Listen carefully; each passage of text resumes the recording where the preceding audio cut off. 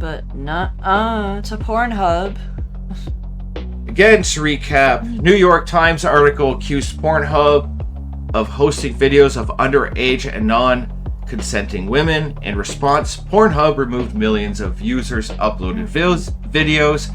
Visa and Mastercard cut ties with Pornhub, blocking credit card transactions and leaving only cryptocurrency and other payment options. Gods, what does other mean? Ugh. Right? Sexual exploitation is a serious issue, but it requires legal action, victim support, education, and resources, not corporate censorship. Visa and Mastercard lack the expertise, authority, and legitimacy to regulate digital speech or online content. Their actions bypass democratic processes. These companies are unelected and unaccountable, yet effectively making censorship decisions, violating your constitutional rights in Canada and the USA. Checkpoint, choke point problem. Visa and Mastercard together act as a duopoly over online payments, creating a checkpoint. Any arbitrary rule they impose becomes a de facto rule for the internet, shaping what websites can service financially. This means payment processors can indirectly decide what you are allowed to read, watch, or access online in almost any means. Yep. Impact on whores and smaller platforms. Ironically, many of Pornhub's strongest critics are whores themselves, but they are also targeted by payment processor bans. These restrictions hurt whores and smaller adult platforms, which could otherwise challenge Pornhub's near monopoly. Partly why they're doing it. Yeah.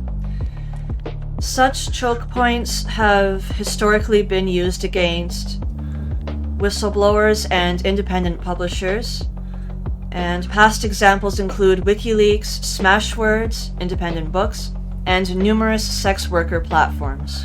The issue isn't whether Pornhub is predatory, but how much power private corporations should have to censor the internet. Today, the power is used against Pornhub. Tomorrow, it could be used against, and it has been used against, independent creators, publishers, or activists. A warning. Applauding Visa and Mastercard's actions against Pornhub ignores the larger danger of corporate overreach. These powers usually target those with the least influence and resources or money. Instead of legitimizing Visa and Mastercard's role as internet censors, society should work to reduce their control over online payment and speech. I can't say it enough. Who the fuck is Visa, Mastercard, and the banks to dictate what people can and cannot do online, and when the stuff hasn't even been brought to Supreme Court? Alright, me hearties, make sure that you hit the like button on this video, share it with your friends, subscribe to the channel if you haven't already, and also, don't forget to follow me over on X, where my handle is Dr. Disaster 1. I keep a list on there of games lousy with wokeness pinned to the account at all times for your reference. One more thing, I started uploading some content onto Rumble too, so make sure that you follow Dr. Disaster on that platform also. But let's dig in to this Steam censorship story. This article here is from Game Rant. We're going to read it so that we can see how the game journalists are trying to spin this story, because of course, these are the sort of people who love the idea of censorship. Their ideas are completely dog shit and get rejected constantly in the gaming spaces, so I imagine they are absolutely giddy with the idea of their corporate masters enacting some level of control over Valve and Steam. Naturally, they're trying to sell this move to the public by going after a boogeyman, that the moralistic people out there will support them chasing after. But this is a slippery slope, and I've seen way too many of those steep drop slopes to listen to anyone when they try to use the slippery slope fallacy argument against me. But anyways, let's read. On July 16th, Steam updated its game publisher rules to include a clause that prohibits content in violation of any standards set forth by Steam's payment processors, banks, or network providers. Following the rule change, Steam has removed some adult-oriented games from its storefront that violate the updated guidelines. And that right there is the boogeyman that they're simply targeting first. They're going after adult content. And I've got to say, I'm not a person who plays that stuff. Stellar Blade or The First Ascendant, something like that, is about as risque as I'm ever gonna get.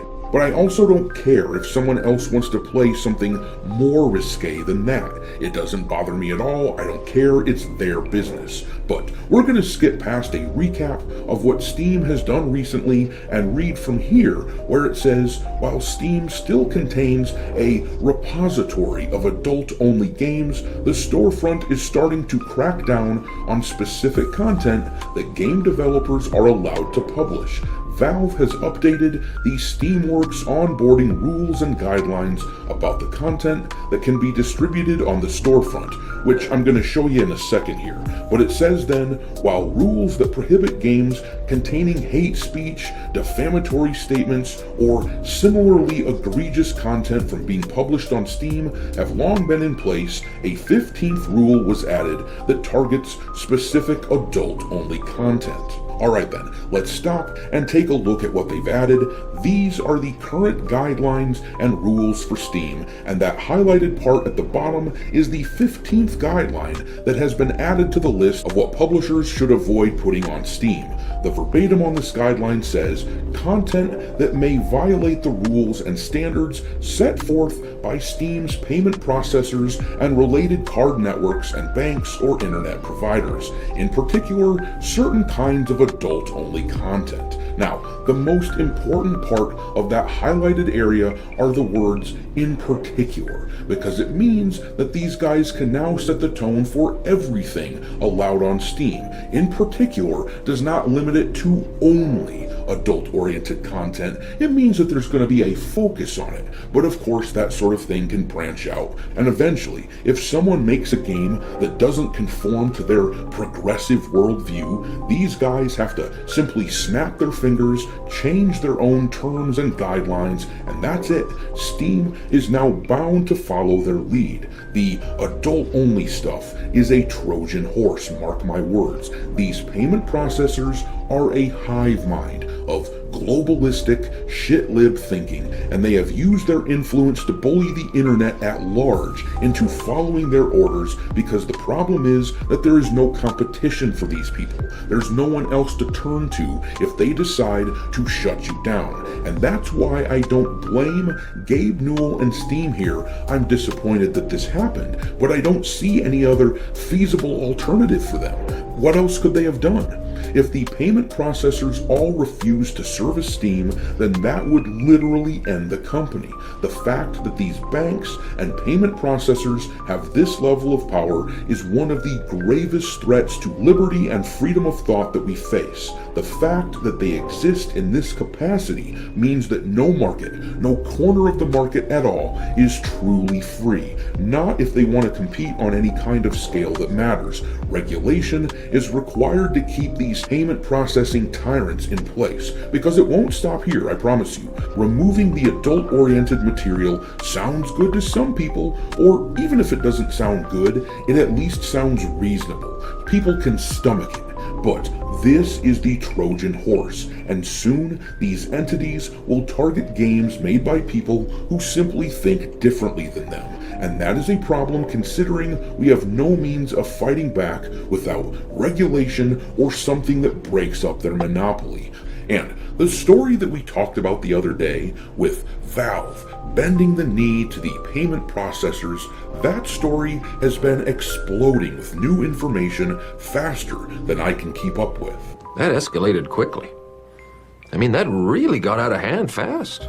It jumped up a notch. It did, didn't it? Apparently, the likes of PayPal, Visa, Mastercard, and more got together and leaned on Steam, and this new guideline was immediately used as a means of justifying the removal of adult-oriented content on Steam. Immediately, a lot of us spoke out against this, even though it isn't affecting games that I enjoy personally, but we still spoke out because censorship is a slippery slope. We all know exactly where this nonsense leads.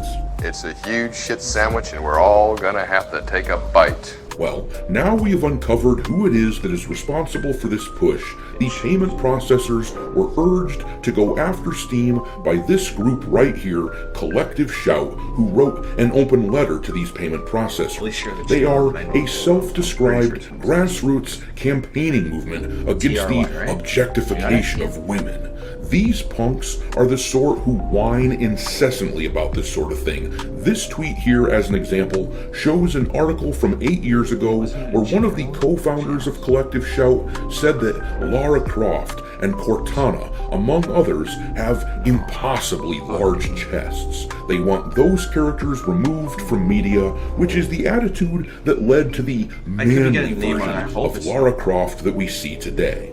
I'm not into dudes. Meanwhile, this same organization praised the Netflix show Cuties, which, if you don't remember, that was the show which featured adult-oriented material using kids as actors. It's absolutely disgusting, people were appalled by it, and Netflix eventually pulled the show, but Collective Shout called it a powerful protest, and they did not call for the show to be taken down. And so we know exactly what kind of an organization this is, the sort without any actual principles.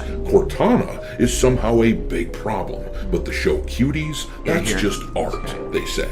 Well, this is a radical feminist organization which will certainly come after games like Stellar Blade next, and I think I can speak for gamers when I say what I'd like them to do in regards to our hobby. Get the f*** out of here! Let's talk about the hypocrisy. So these are list of websites that accept Mastercard as a method of payment. There's... this is just where it's from, so just read these here. Oh. There's Strip Chat, Streammate, amateur webcam shows. This is a small list of what they own. Here, I will drop it. It's a big list. This is what all the porn companies that they are involved with. Yeah, and just going after Pornhub.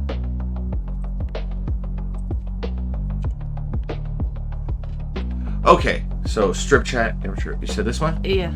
Then we got Sex Doll Plus from the UK. Then Loveness Review. These are all like sex toys. Sex Doll Torso, Love Doll Torso.